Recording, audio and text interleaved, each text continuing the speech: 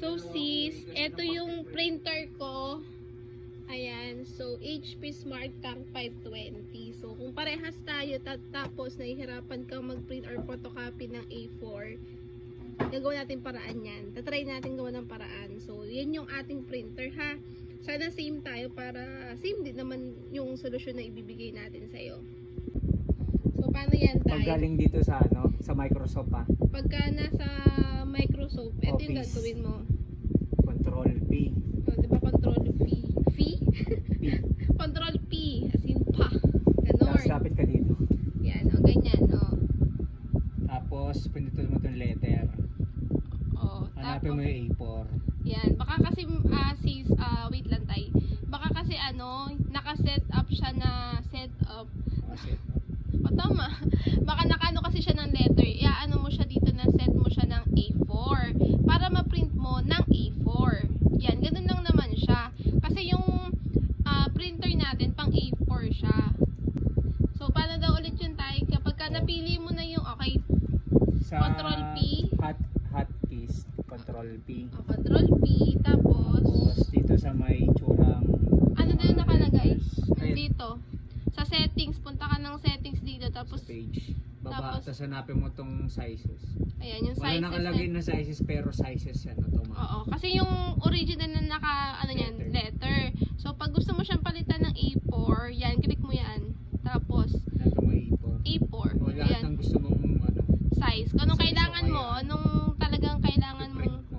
Dami naman nagsasalita. Tapos yan A4. Yan. Tapos, print mo na siya. Print mo na. Oo. Kung di ka naman marunong sa hotkeys, punta ka dito sa may itong save muna, tapos file, tapos lalagay mo dyan. Ayun, nandun yung print kanina. Ayun. Pati nagtuturo, nalilito na. Ayun, print. Print. Kung di ka naman sanay sa hotkeys, tapos yan. Nandyan na siya. A4 lang. Ganun lang siya, sis. Tapos may isa pa. Tapos, Kunwari PDF yung print mo. Diba? Ayan, print. Eh, syempre dito sa may itsurang printer. Ayan, diba? Ayan. yan. Pagka pindot mo dyan sa itsurang printer, sige, lapit mo, di naman yan makikita eh. Yan. Makikita mo yan. Pindutin mo yan. PDF to ha. Dito, Tapos, magpipreo dyan yung i-print mo. Yan. Punta ka dito. Dito sa more settings, dito mo i-click. More settings. Tapos, ayan. Pagka more Magsasuggest siya. settings, hahanapin mo yung size. Ito, ayan. Tapos, pag gusto mong A4 nga. Yan, hanapin mo dyan. Lalabas na dyan lahat. A4, ayan. Ganyan Tapos, siya. print mo dyan sa A4. Kung A4 yung kailangan mo, which is yun yung... Tapos, set mo dito kung color ba o black. Sa PDF to ha, PDF. Direct PDF download to. Tapos print mo na. Ganun lang siya. So, madilim lang dito sa kwarto namin, kaya hindi ko masyado mapakita. Ito talagang printer natin. A4 talaga yan. Wait lang, kita ba? Ayan o, A4.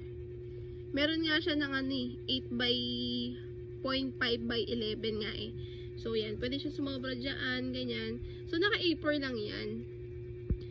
So, kung pag nagpiprint ganun yung setup mo lang siya ng ganun katulad ng pinakita namin sa video, yun lang naman yung ses. Ayan, basta, same tayo ng printer ha, kasi ganun lang din yung mabibigay namin solution sa'yo. Si HP Smart Tank 520. Ayan. Check mong mabuti sis ha, baka mamaya yung bond paper mo ay letter pala talaga. Tapos, yun nga, kaya akala mo hindi nag-print ka ng A4. So, ayan, ito si letter natin, ito si A4 natin. Yan yung size nila. Ito yung ginagamit ko, hard copy. So, yan yung sinasabi ko. So, sabi ko nga sa mga nakaraang video ko nung college, ito yung ginagamit ko.